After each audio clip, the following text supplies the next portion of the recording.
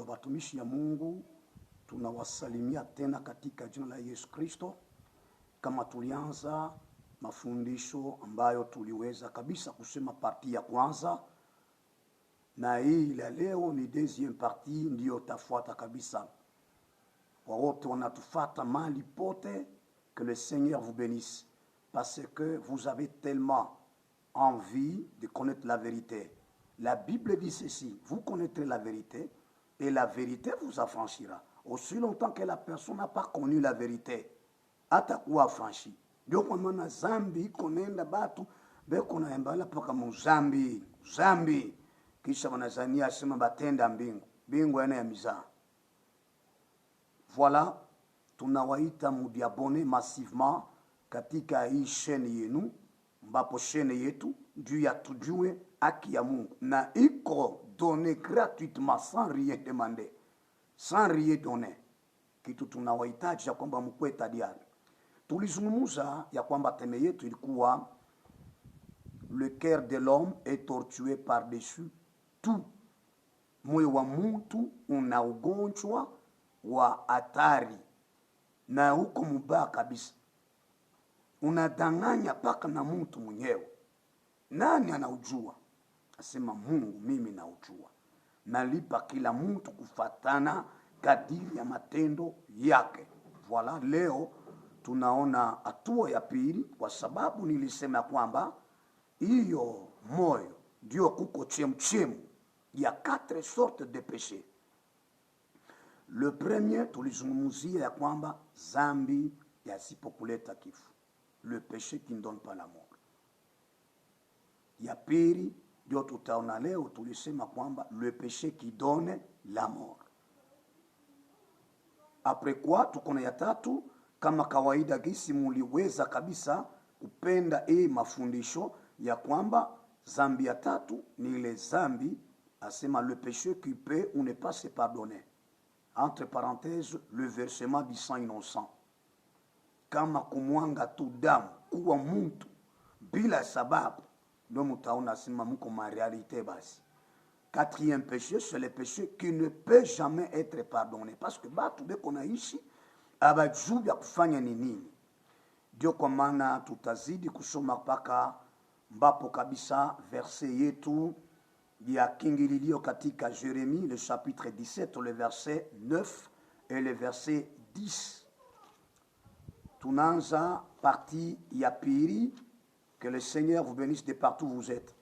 Parce que vous nous suivez, nous aussi nous sommes tellement contents de ce que vous nous suivez de partout. Nous devons vous fournir de quoi est-ce que peut vous rendre capable de traverser des difficultés. Je lis à votre intention. Le cœur est tortué par-dessus tout, et il est méchant. Qui peut le connaître? Moi, l'Éternel, j'éprouve le cœur, je sonde le rein, pour rendre à chacun selon ses voies, selon les fruits de ses œuvres. D'accord. Tulisema ni katika moyo wa mtu kuna tua ine ya zambi. Alors, gisi Mungu anasema yeye peke anaijua moyo. Nani anajua moyo? Mungu anajibia, ninaijua mimi.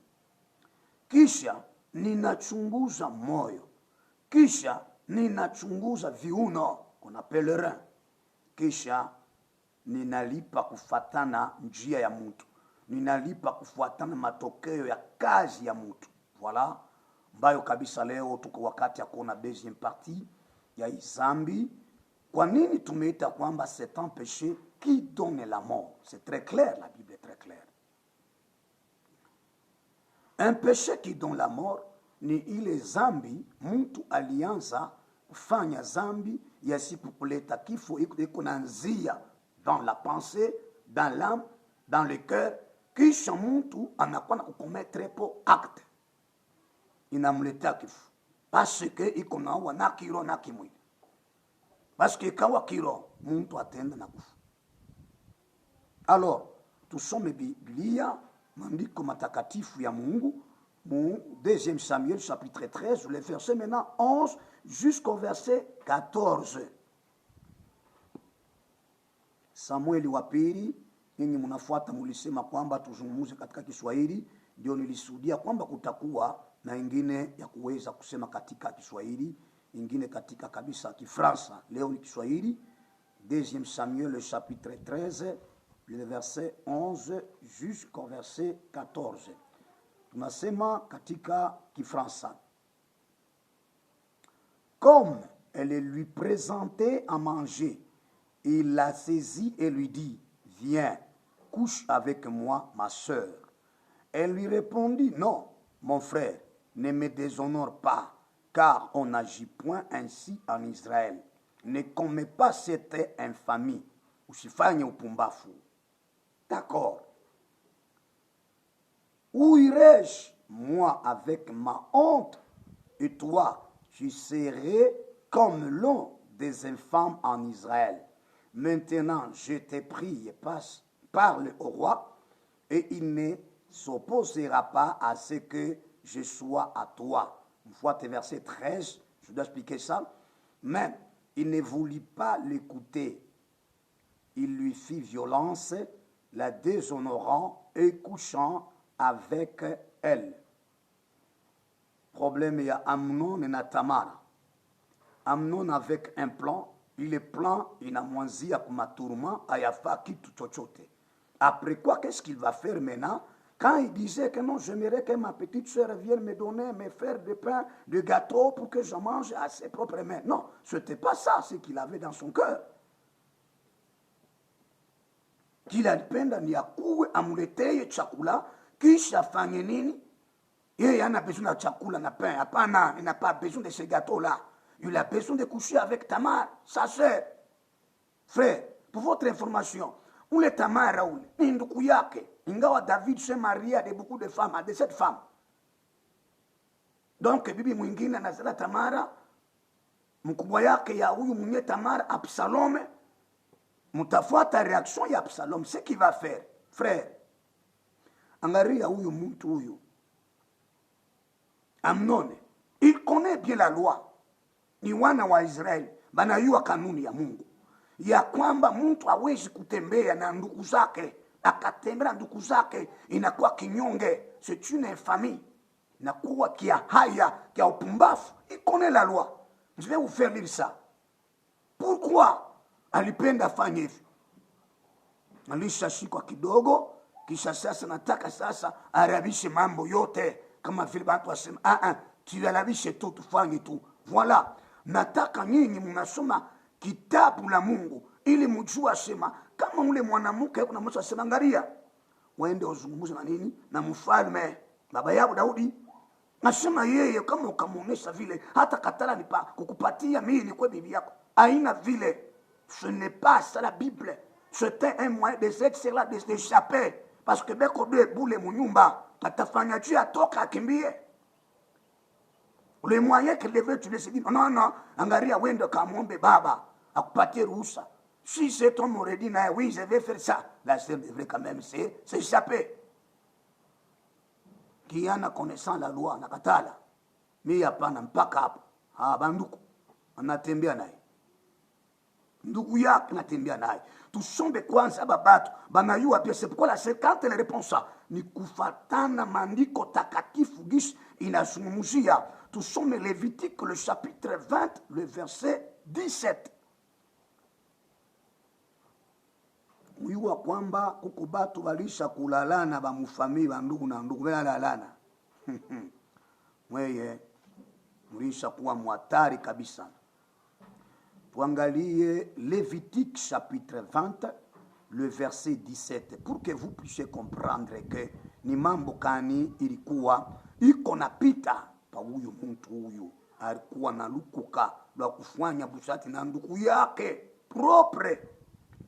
Munasikia watu na leo wale watu mko wako na hata kama tena mulianza ministeri ya mnaanza na ile kazi ushatukwa. Nenda kuhubiri watu muamini. Wewe mwenyewe uamini. Nenda kuhubiri watu, vous avez croyez, vous serez guéri. Mais toi-même tu n'as jamais été guéri. Lisons la parole de Dieu. Lévitique 20, 17 nous dit ceci.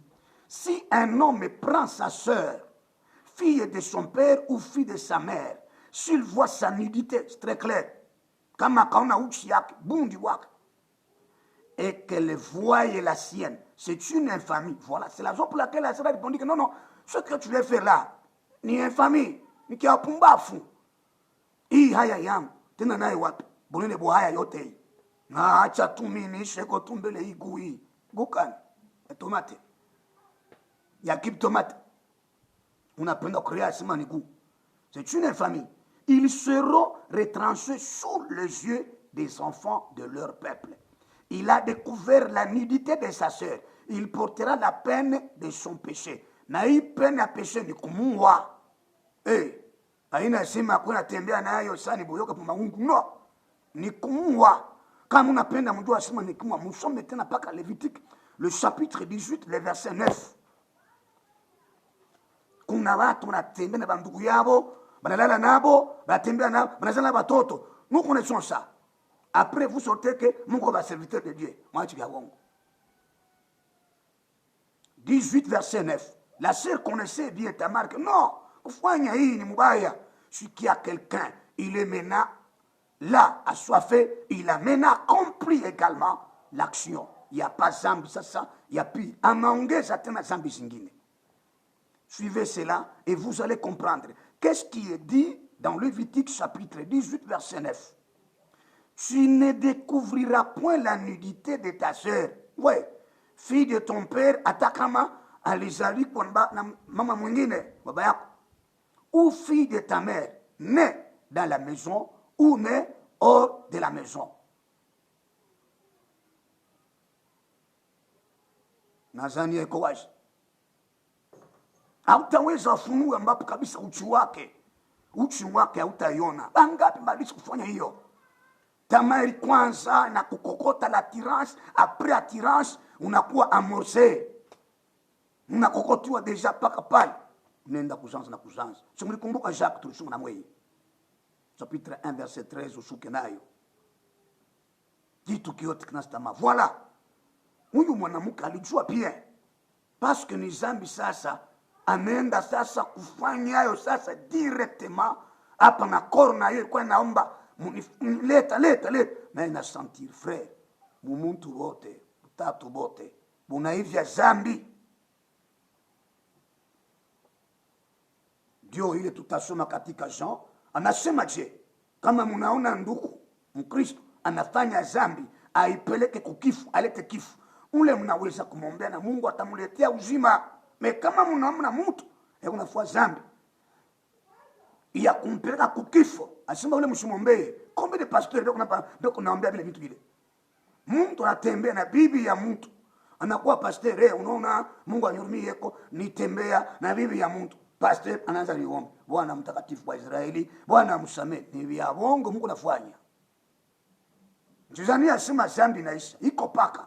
Utume ule mtu ende kwa ule bwana ya ule bibi. Enda katubu kule. C'est ça la Bible. Tout sommes Jean. 1er Jean. Chapitre 5, verset 16 et 17. Tena mlisoma. C'est de là que tout commendia sasa. Parce que ni zambi ambaye tena unafasa zambi una compléter action. Pa ile ulikuwa unafanya tama. Hapa maintenant l'action est faite. Tunaacha paka batu muzambi, unaona Mungu mtengia mbingu, abatengia mbingu amtengia bazambi. Amsoma Apocalypse. Unayua shetani vile aningililia watu. Oh, Jésus est venu mourir pour les morts et pour les pécheurs. Mais les pécheurs va dire, chumtuku. Kama utubu utakufua, mbingu utenda. Kama isa kuhubiri vile kulanda bongo. Tout sommes Jean, 1er Jean chapitre 5, le verset 16 et 17. Si quelqu'un voit son frère commettre un péché qui ne mène point à la mort, qu'il prie, et Dieu donnera la vie à ses frères. Quel est ce frère-là? Quelle est cette sœur-là? Il la donnera à ceux qui commettent un péché qui ne mène point à la mort. Qu'est-ce qui continue pour Strophengin? Il y a un péché qui mène à la mort. Ce n'est pas pour ce péché-là que je dis de prier. Vrai. Il est zambi, on n'a pas combler zambi zingine. hii zambi ya acte unakuwa kukomble pa ile zambi ya tamaa yako. Frère, ile usiende kwa pastori au kwa frère wite au kwa mtumishi asema unaona mnombee kwa sababu ni riba bingovu ya wenyewe. Ne, bingovu ni vya Mungu. Au ni ya pasteur, au ni ya berger. Si vya ngovu vya mule mtu ule si uende kule wa mwenye bingovu asa. Unya bingovu preza, mimi nakuya unyurumie. Nikuwa bingovu, mshane naye. Sikia sasa mke, mnakupika bibi tu ya mtu utembee naye. Ulale, taf usikie utamu wa wenyewe. Kisha utoka wende kwa pasteur, sa pasteur unyombe, angaria Mungu anyurie, nilitima bibi ya wenyewe. Un bon pasteur, vous devez l'envoyer là-bas. Ce n'est pas pour ces péchés qu'il faut prier. On ne prie pas sur un fidèle comme ça. Non. Renvoie-les. Toi, le pasteur, tu deviens comme quelqu'un qui doit les conduire. Si tu as ça, ça ou les montres, il faut les amener. Est-ce qu'il y a des moments? Oh, papa, si tu as tout connu, tu as détruit la maison d'autrui. Wewe unaona sasa wewe kile kiote batenda kukufua kule bakufanye kio. Tenipa historia moya. Mwache vile mnafanya. Ne croyez pas que vous avez pris sur les gens et batu banatakashwa bongo. Ni mandiko hii. Ni Biblia hii. C'est la même Bible que tu as et c'est la même Bible que j'ai. Et je vous donne même des versets bibliques qui vous font montrer que en tout cas vous devez nécessairement renvoyer le muntu ule sema. Wende kwa ule bwana ya ule ambaye bibi ule ukamombe huruma. Oh pasteur mimi atuwezekana umaccompagner tout comme les pasteurs vous pouvez inviter ule muntu kuya tuzungumuse na ule muntu yuko faire kile kiote atamfua ule muntu amfanye. C'est ça la Bible, c'est ça arrêter les péchés. Le péché devient un électron libre dans le champ d'action. Inabidi kuarrêter ile électron libre ile sur le péché. Fait la force du diable sur le péché sur le peuple. La faiblesse du diable, c'est la sainteté du peuple de Dieu.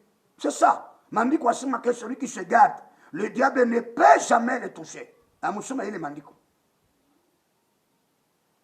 Wewe ya uichunge, huku nafanya kanya, msharati asema no, mimi niko mshindani. Waje? Ushinde nani? Msharati buinia uyashinda, ndio kashinde shetani. Tena moyo Mungu bafarisere, après vous chantez temukanyange shetani leo. Écoutez, mwachi vya vile. Wewe kanyanga shetani. Msharati buinia afani ayakanyanga. Buishi ayafani ayakanyanga. Kanyanga shetani. Ni dimension ya kujua degré ya shetani ndio sasa unasemaka tumukanyange shetani leo. C'est pourquoi bantu ya dunia beko clair, ils vous disent la vérité. Mungu naimba mwimbo asim tumukanyange shetani leo, il vous répond. Beko ne répondre tout bien. Il vous répond bien. Anafua nini? Asema yako mtu sawa wewe. Na watoto yako nako na bibi na yako nayo. Voilà. Ile ndio ile sauti ya Mungu. David hata kama alikala kinya kwa ile problème ndio ya a sauvegarder Amnon, selon la parole de Dieu, Amnon devrait être mis à mort. Je vais vous faire lire. Oui, il a tout simplement mis Amnon de côté. David a commis aussi un péché. Kama mutaiwaka ndio pale hii yote nenda kumletea magumu. Depuis le péché kwanza na ya reanza paka ya nini? Ya busharati. Olea katubu David kwa Uria. Mais David ne veut pas confesser. Et qu'on enda na yeye kwa kutafuta par tous les moyens pour tuer, exécuter nini Uria. Si mnakumbuka mambo ya Bathsheba. Mungu asema kwa sababu ya Isa inakuletea vuruko mnyumba yako. Ndio iko naendelea. Na watoto boba kwa bandumba. Et quand vous dites David était bien aimé, takwaka na ile thème ile mzuri. Muta comprendre quand est-ce qu'il fut bien aimé. Et quand est-ce que Dieu également aussi, en tout cas, a regretté sur David. Il lui criait que je vais maintenant libérer ceux qui ta maison, soit maintenant femme.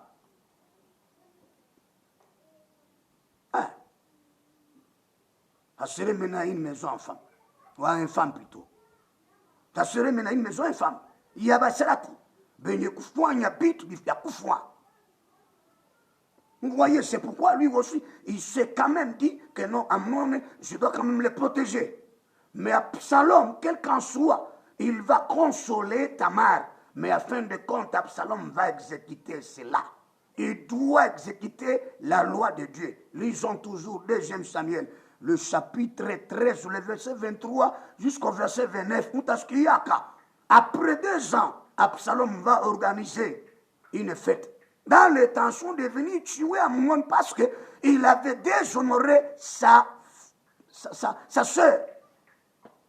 Vous voyez, ce que David n'avait pas pu faire. Amnon n'a été sauvegardé, mais Absalom doit venger. Il appelle et dit à ce serviteur que vous viserez. Ne t'avisez pas qu'Amnon doit quoi. Mais pour Amnon, tout ce même Bible, il veut venger. Ça, c'est la loi. Et c'est la loi. Tout ce même Bible, Samuel Wapiri, pas qu'à 2 Samuel dans lequel nous nous retrouvons. On a lu le verset 23 jusqu'au verset 29. Il dit ceci. 2 ans après, comme Absalom avait le tondeur à Baal-Hatzor, près d'Éphraïm, il invita tous les fils du roi. Absalom alla vers le roi et dit, voici, ton serviteur a le tondeur, que le roi et ses serviteurs viennent chez ton serviteur. Nous plane monter après 2 ans. Et le roi dit à Absalom, non, mon fils, nous n'irons pas tous de peur que nous ne te soyons en charge. Absalom le pressa, mais le roi ne voulut point aller et il le bénit. Absalom dit, permets du moins à Amnon, mon frère, de venir avec nous. Le roi lui répondit, pourquoi irait-il chez toi? Il savait bien. Et rien de couler au petit à te venger. Oui, la vengeance devrait s'effectuer, se faire. Même si David savait ça, il commence à intervenir, à faire l'intervention en ce qui concerne Amnon. Mais écoutez, Absalom, ce qu'il va faire. Absalom dit, permets du moins à Amnon, mon frère, de venir avec nous. Le roi lui répondit, pourquoi irait-il chez toi? Sur les instances d'Absalom, le roi laissa aller avec lui Amnon et tous ses fils. Absalom donna cet ordre à ses serviteurs. Faites attention, quand le cœur d'Amnon sera égayé par le vin et que je vous dirai, frappez Amnon. Pourquoi tu as piqué Amnon? Il est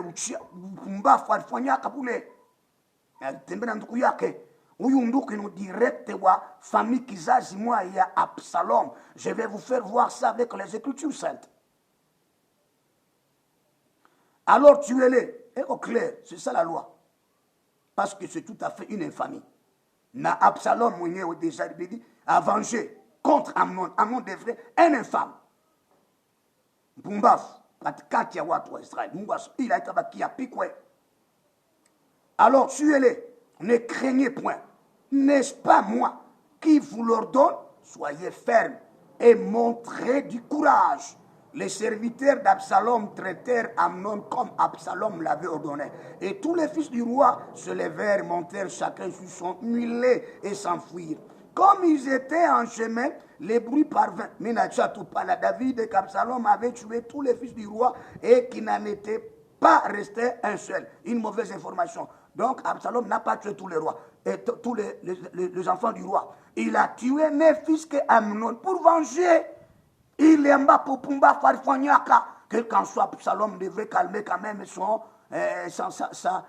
petite sœur. Que écoutez, nous comprenez, c'est ton frère, mais avec une rancune d'aller venger. C'est ça, la loi. On a commettre Zambi, il y a coulé Takif, pas qu'il mouille. En fin de compte, il sera mis à mort. Ali, ça vous fait qu'il y a un kimou, le kiné, il faut que nous zanza. Ça, c'est ce qu'il faut.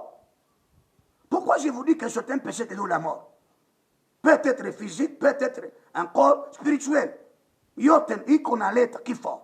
Ya kwanza, réponse ya kwanza. Kwa sababu hii zambi inaleta kifo kwa sababu iko nenda kukomble ile zambi ya kwanza ya sipo kuleta kifo. inaenda kukomble, unafanya tena zambi pa zambi zingine. Wala kitu kile kinafanya kwamba hawa watu wapate kupatikana wa kutenda sasa ile zambi. Tunaweza kusoma mtu mkokere yake iko mwovu, inabidi tena paka exécuter c'est ce qui finit faire à ce que beaucoup de serviteurs de Dieu tombent. Beko naishi deja na ile hatari ndani yao. Kile kitu kikusaidie kwa hii wakati. Tusome Yeremia chapitre 18 verset 12. Mtasikia kwamba watu wasema tutafanya paka ile ambapo tuliufikiri ndani ya mioyo yetu. Hatutaacha kuexécuter ce que nous avons tellement planté dans nos cœurs. Itakuleta kifo. Kuko ma réponse tuko na pole yote. Mbayo Yeremia kwanza le chapitre 18 le verset mbayo 12. Utasikia gisi batu benajibia. Qu'est-ce qu'ils disent ces gens ici? Mais ils disent c'est en vain, car nous suivons nos pensées. Nous agirons chacun selon le pensant de notre mauvais cœur. J'avais dit, il est méchant, il est mauvais cœur là. Paka tukatimishe mtu ekuna mafantasme na mwanza mkichwa ma image. Quand tu commences vraiment, tu regardes une femme, tu commences maintenant à rêver ça. Frère, uko u danger. Unaanza kwenda kuona gisi, unatembea naye gisi, unafanya relation sexuelle, utenda kuangukilia sasa. Ni la alarme na kwa sima bisa kuanzia mkichwa. Ame yako iko nangaika. Tusome na Esaïe 31. Il va dire que vous êtes en train d'accumuler, de combler les péchés. 31. Qu'est-ce qu'il dit? Malheur, dit l'Éternel, aux enfants rebelles, qui prennent des résolutions sans moi et qui font des alliances sans ma volonté pour accumuler péché sur péché. Ulitenda ile zambi ambapo yasipopata kifo, hapa sasa iko naleta kifo. Pourquoi hii zambi inaleta kifo? Juu ya kwanza iko nguvu kutubu. Kutubu. Kufua zambi kuko teke presse, mais wendo katubu sasa. Sikia mbele, imaginez-vous d'abord, ukatembei wibe mbuzi ya mtu bakocha sasa rudia wendo katubu kule kwa mwenye mbuzi. Sikia mbele mwe yako. No, ule mtu ananyeshimiaka hapa tanina tu bule. Wewe pale urumba mbuzi akumona bule. Wewe pale utindane bibi yako akumona bule. Wewe pale uriba akumona bule. Allez aussi qui te voit comme toi tu l'as vu. Ouais, comment ça choque. Ce qui a bougé to bintu Biko nafanya mtu aache kwenda kutubu. Abakie paka vile sema no, Mungu ni wa huruma. Mungu frère, mwache bongo. Yoko mane ko matata ina créer kifunari mtu iko na mfrene enda katubu. Ndio kila kitu. Ni zambi moja mimi nakonesha iko naomba toba pandwa nani wa mtu. Mtu na yeye ataongopa. Nikombe toba cheba nduku. Si Mungu ni wa huruma. We, ulitembea na bibi ya Mungu. Kwa pastori wengine unaanza kuombea mtu atembea na bibi yako. Oje d'abord un jour que un frère atembea na bibi yako wewe wa pastori. Kisha kwa papa pastori unirumie kompotashi kama de. Waache kumpika tupata. Vous jouez. Tuna continuer. Ndio kwa maana mjua sema iko na marisque moya. C'est pourquoi c'est un péché que nous la mort, frère. Ata uko na budu uko na ulisha kufwa. Point. Entre ulisha kufwa. Tutajudi paka kuendelea nayo. Leo hii paka ambapo kabisa muyapokee kabisa. Ni moja sema iko nguvu kutubu. Kuna watu nini? Basi bakia paka vile bila kutubu. Après asema damu ya Yesu na tusamee. Frère, simili misomea katika Matthieu. Le chapitre 5, verset 27-28. Yatama. Tena paka mule Matthieu 5. Ukaanzia tamu 23 wantu kusuka. Anasema nini? Quand tu as quelque chose à offrir devant Dieu, devant l'auteur de Dieu, unakumbuka anasema tu as un problème avec ton frère. Rudia, utaisoma hapa. Anasema rudia, mkatenganeze na ule frère wako. Ni Matthieu 5, 23, 24. C'est Jésus qui dit ça. Il faut être clair quand même dans tout ce que nous voulons enseigner aux gens. Que le Seigneur vous bénisse.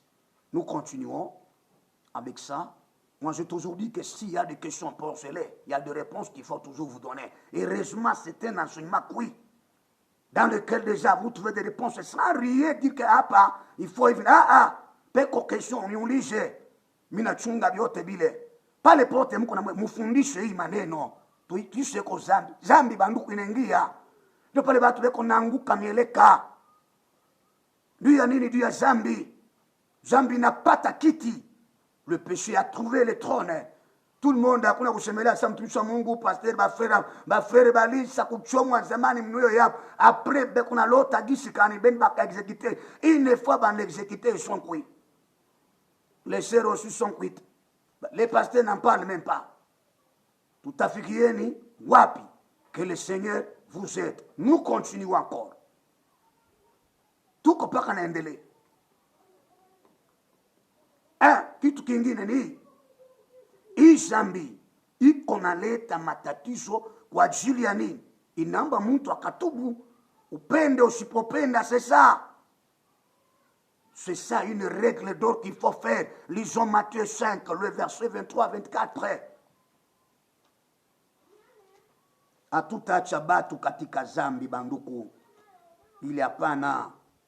Tubaoneshe comment le processus qu'il faut faire pour atteindre le vrai pardon. Unarantu munarilanda asema Musa kusamewa muko naishi na ile zambi. Ndio wale mtasimaka bwana tulifanya ça. Non, je ne vous connais pas vous. Bakufanya uovu, vous qui commettez l'iniquité. Alors je vais vous lire. Si donc tu présentes ton offrande à l'autel et que là tu te souviens que ton frère a quelque chose contre toi. Jésus qui dit ça, qu'est-ce qu'il faut faire? Laisse là ton offrande devant l'autel et va d'abord te réconcilier, voilà, avec ton frère. Puis viens présenter ton offrande. Qui dit ça? C'est Jésus. Unakumbuka sema tu as un problème. Uko na zambi. Unapenda wewe ukafaa kifua. Wende mbele. Wache hilo frande yako mbele ya hotel. Wende mbele mkapatane na ndugu yako. Wende mbele utubu. Wende mbele waranje. Après quoi maintenant tu viens maintenant offrir. Nasikia pale batu. C'est Jésus qui enseigne ça. Vous voulez quoi? Wanze na wewe kambo toba. Mina kumbuka mtu mmoja, mtumishi mmoja, aliendaka kumugini fulani. Anaenda kuhubiri mambo dimanche paka. Mulikuwa conducteur, ule conducteur ule alitembeaka na choriste mwanamke. Ule choriste bonake alikuwa mpagano. Na ule mpagano respectait beaucoup ule nani, ule conducteur ule. Mais le conducteur a ça déjà pour la biche, mais en même temps on est enfant, et qu'on paka naendelea kumbisha batu. Ba choriste. Non, le pasteur n'a plus qu'à m'envie. On le connaît dans mon goût. Attends. Fin, il y a culte, il voit le pasteur. Même il t'aime bien, il frère, on a ça. On a un peu de papa ou la sim. D'accord. On a vu le kuripika quand vous là. Kaloko. Batu mkutoka le pasteur lui dit, wende kwa ule mpagano kamombe uruma. C'est ça qu'il faut. Les frères, comme avait besoin du royaume, Yambingu, il est sorti. Allez voir ces païens-là. Où les païens mounier wakati na mpokelea, il reçoit où les papas, avec beaucoup de respect, papa, karib. Papa, quoi ça, vous tremblez déjà. Et il lui dit, papa, na okomba ruma, on yurmiye. Lui, il lui répond, ni kurumiye ni. Eh, papa conducteur, asema on yurmiye. Teteneka asema, on yurmiye. Ni isa tembea na bibi yako. Anamujibu, unafanya nini? Ni tembea na bibi yako, unasema tena nini? Asema leo mita kufundisha. Batokaka naye nje. Tout le monde voyait ça. Même tous les choristes. Bakwanda kuona mambo ya choriste. Anamsema piga magoti, anapiga magoti pale sema takupika sana. Baka pale mita ishia ndio rema na rema mimi nakuruba. Tena ushikapi mara zingine. Frère, anamwanza mkamvula mule makofi. Donc quand kupiga we, tu ne répliques jamais. Attends qu'on pomba. Tu ne peux pas répliquer. Comme les choristes quand ils ont vu ça. Ils sont allés voir les pasteurs. Ils n'avaient pas compris la semaine. Non. Et qu'on a un bateau. C'est ça la vraie confession bandou. C'est ça l'église. Comme tente comme mvula mule, comme tente kana tule tumabuibui tonini, toi boulongo boule, frère. Ana mosa kusa sama uskapima que tu dans le respect que je t'ai donné. Donc on est arabi sa wepek. Dieu est quoi malak nani na mouche après quoi il rentre dans l'église. Pasteur, naïse mambo yangu yote, le pasteur maintenant prie pour maintenant le réconcilier maintenant avec Dieu. Si vous comprenez l'enfant prodigue, qu'est-ce qui s'est passé? Moi je connais d'avant tout mongo. Narikosiana ni baba yake. Il est rentré baba yake ombe uruma. Après coup maintenant il demande maintenant à qui? À Dieu maintenant. Est-ce que c'était-il rendu compte que un de quoi pasteur, un de quoi sacrificateur, un de quoi... Non! Jésus tout simplement apprécié ça. Tout sommet de Bible. Luc chapitre en bas de Kabisa 15, verset 17, na 18, ils sont quoi ça? Oui, Jésus a dit ça. Il a dit, il devrait rentrer demander pardon à son père. Mais moi, il va pasteur, ça va intervenir, va kwanza, ou intervenir en zan. Comment la témoin de Biblia, chapitre 15, Luc, verset 17 et 18. Étant rentré, nous l'aimons toto, étant rentré en lui-même, avec sa conscience, il s'est dit, combien de mercenaires chez mon père ont du pain en abondance, et moi ici, je meurs de faim. Je me lèverai, j'irai vers mon père et je lui dirai, mon père, j'ai péché contre le ciel et contre toi. De kule kwa Ancien Testament kulibidi mtu alete kwanza ile matoleo ya kwenda kuisa zambi kwa mtu, après quoi tena matoleo zingine ya Mungu ili qu'il se réconcilie avec Dieu parce que tu y as fait double péché. C'est pourquoi tu sommes à Moïse 31 sema tu accumules le péché. On a la vie ça kwa mtu na Mungu